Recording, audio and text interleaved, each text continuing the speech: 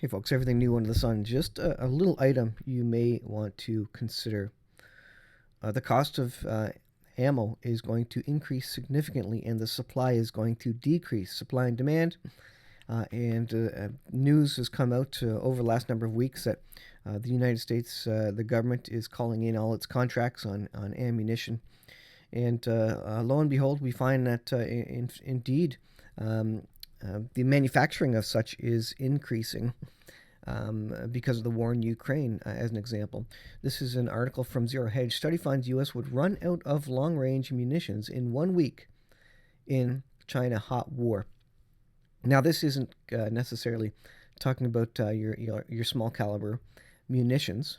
This is talking about the bigger stuff and artillery shells as well in the next article.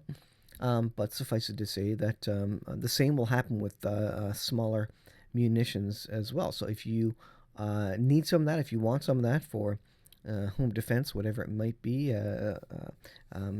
sport shooting, hunting, and that is probably the bigger thing, the hunting and gathering of food in times of famine, then you may want to consider getting a little bit.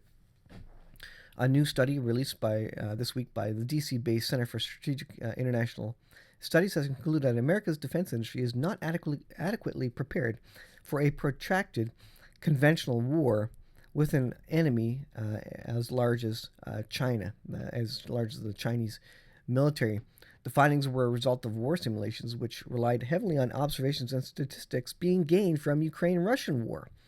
So remember, I've been saying, and other people have been saying, Ukraine-Russia, it's really a test bed. It's really a simulation for, at least for Western armies and intelligence, to figure out, what weaponry will work, what options, what firepower does Russia have against the new technologies we're putting on the battlefield, in the theater.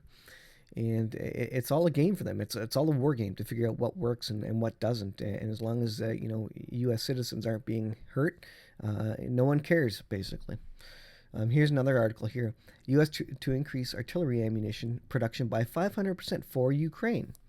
Pentagon is planning on boosting its production of artillery. Again, the big munitions. But if the big munitions are being increased and being used up in Ukraine, also the small munitions will be used up as well. And that means manufacturing capability is going to be used up.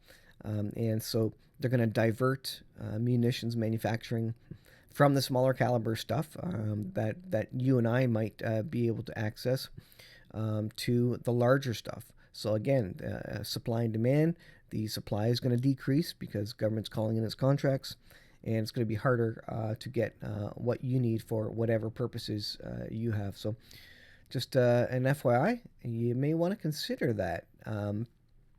Even if you never use munitions, what's going to be valuable when there's a grid down situation, when there's a Mad Max, when there's civil unrest, when there's the failure of the economy.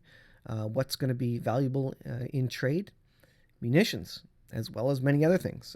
And by the way, other things that are going to be valuable, what were valuable, for trading during World War II, well, alcohol, cigarettes, these sorts of things, like it or not, are going to be valuable for trading because there's going to be people who have their vices and they want those things, or people who are have run out of munitions for hunting purposes, and they're going to want those. So just like gold and silver, hard assets, storing food, these are all things that are very, very valuable and very, very, very liquid in terms of trade and barter in these last days where things are going to get very, very tough for you and I. And so just pay attention. You don't have to get munitions for barter if you simply get food, water, dry goods, rice. Those are amazing things as well. But having a variety of things and having options is, I think, important. So I'll just leave it there, guys. Thanks for watching. We'll see you in the next video.